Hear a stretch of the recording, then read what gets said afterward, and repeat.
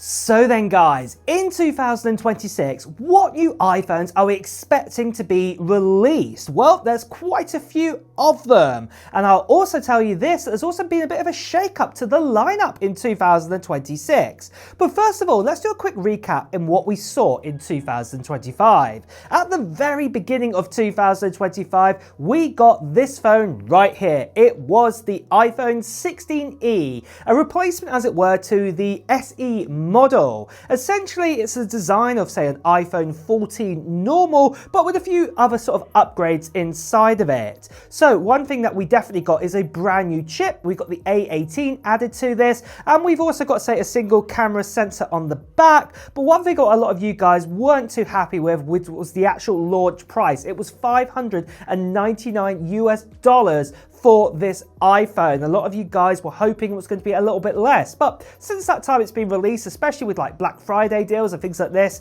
well, guess what? It has actually come down. You can actually pick this up for quite a lot of the time for under $500 now. So that is quite good. A lot of you guys do appreciate that. But moving on though further into September time in 2025, we got a whole load of other new iPhones.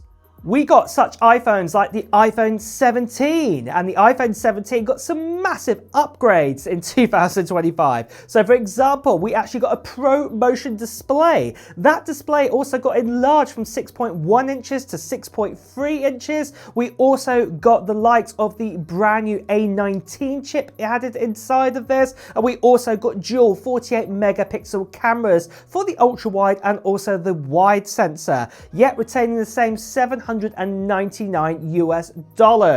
We also got another new iPhone added into a mix, the brand new iPhone Air. This one's had a bit of a mixed feeling. Some people love it, some people don't like the look of it in the sense of what it can give you, especially it comes out at $1,000 for the baseline version, but ultimately it's Apple's thinnest iPhone they have ever made, and it is quite a technical achievement here. But it does only have a single 48 megapixel sensor on the back of it. It also does have an A19 Pro chip inside of it, minus one of the GPU cores, but yet it still does give us quite a good battery life. It's very similar kind of battery life to what we got with, say, the iPhone 16 Pro or even the iPhone 15 Pro Max from the year before that. So that is still quite impressive for what you get with such a thin iPhone. But then we also got the announcement of the two big daddy iPhones. We got the iPhone 17 Pro and the iPhone 17 Pro Max. These were built from the ground up with a brand new design on the inside. This enables for a larger battery to put inside of these phones.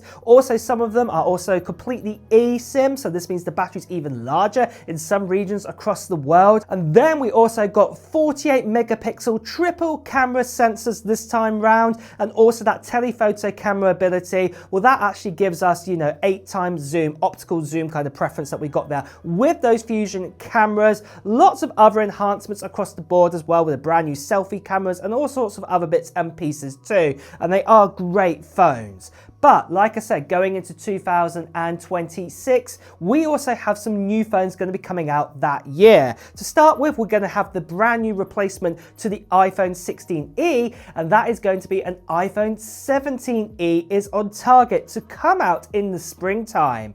What we've heard about the iPhone 17e is that overall the actual design's probably not going to change that much. The fundamental big change inside the phone is going to be the chip inside of it. It's going to come with a normal A19 chip inside of it this time round, and we could also see the debut of the C2 chip put inside of us. Remember, we got the C1 chip, the communication, and plus we're also probably going to get that N1 chip or even maybe an N2 chip put inside of it. This would also push out battery life even further into this phone, what would be absolutely amazing to see. One thing a lot of us guys are also hoping that Apple might actually even start out the baseline starting price at $100 more.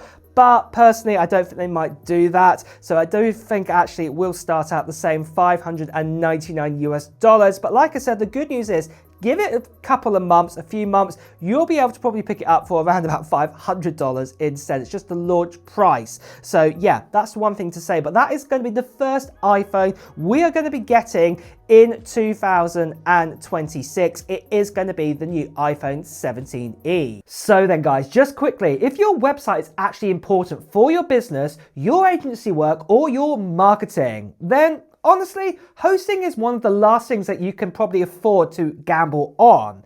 That's exactly why so many keep switching to Kinsta, especially right now with their huge Black Friday deal. Kinsta is managed hosting for WordPress, and that sets them apart as they take care of all the stuff you don't want to deal with. Things like security, backups, and making sure that your site stays fast, stable, and online. All handled by specialists, not left for you to figure out on a Sunday evening. Over 140,000 businesses trust Kinsta, and they're number one on G2 for WordPress hosting.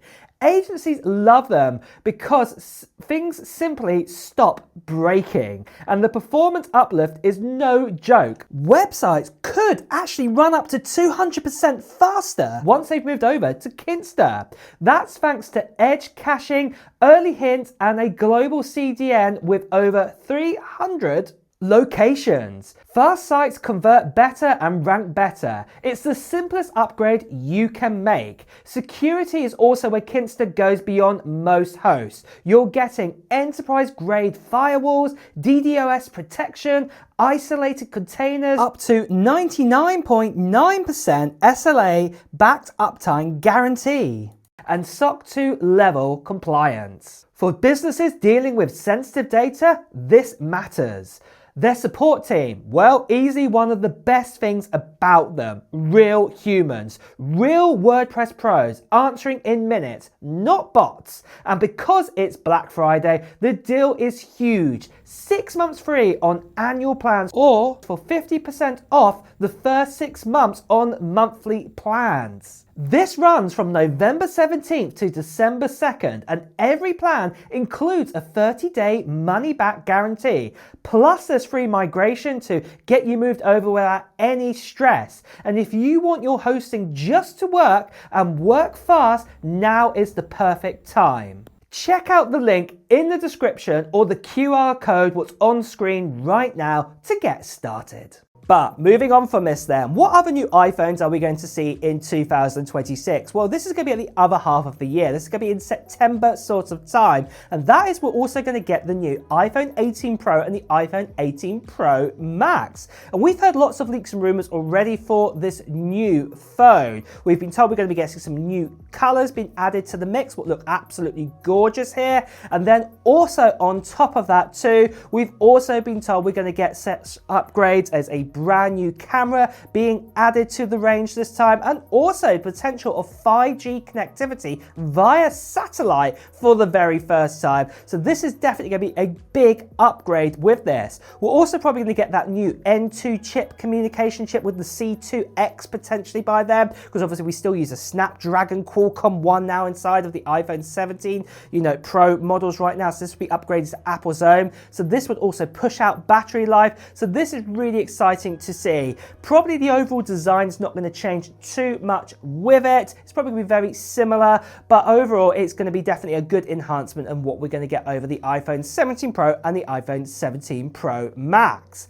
But there is also another brand new phone that's going to be added into the mix, or into the Apple family in 2026, and that is we're going to be getting a brand new foldable iPhone for the very first time. That's right. Finally, Apple are going to join the foldable phones. And one of the main reasons why you might be saying, why are they so late to the party, is because they've been trying to work out how to get that crease to disappear. One thing that a lot of you guys that throw off foldable phones is obviously the crease inside of it. It's horrible, it's not nice, and it looks like Apple have been working on a way over the years to actually get this perfected, and they finally have got there. So this means that a new foldable iPhone is in the works now to be coming out in 2026. We have heard things like, for example, the outside screen is going to be a 5.5-inch display, but the inner display of this new iPhone is going to be around about 6.8 inches on this display. So this is just slightly smaller than the old iPad mini that used to exist out there,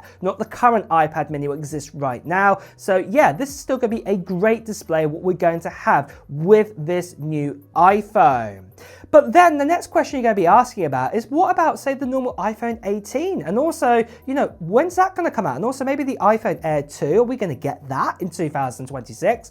Well, we've been hearing that that's not actually going to come out in 2026, but that's going to come out in March 2027. Now, I'm not going to bang on about this because I'm talking about iPhones for 2026, but it does look like Apple are reshuffling now how they bring out their iPhones. That the Pro iPhones and their kind of ultra foldable iPhones, they're going to come out one part of the year, and then they're also going to bring out, say, their sort of slightly lower tier phones, you know, coming out maybe about 6 months later. So in 2027, in the early part, we will probably get the iPhone 18, we'll also get the iPhone 18e, and we'll probably also get the iPhone Air 2. But the main point is, don't look around for a new iPhone 18 or the iPhone Air 2 in 2026. It does look like it's going to come out in 2027. But really, guys, that is the whole sort of iPhone lineup to come out in 2026. Are you excited for these new iPhones? Are you going to get any of these models? Well, let me know in the comments below. And on that note as well, guys, it's time to wrap up the video too. So if you have enjoyed watching it, please do press the like button. As always, if you want to hear the latest Apple news, reviews, and comparisons, make sure you subscribe to the channel and also hit that notification bell. Until next time, guys, I'll see you really soon. Take care. Bye bye.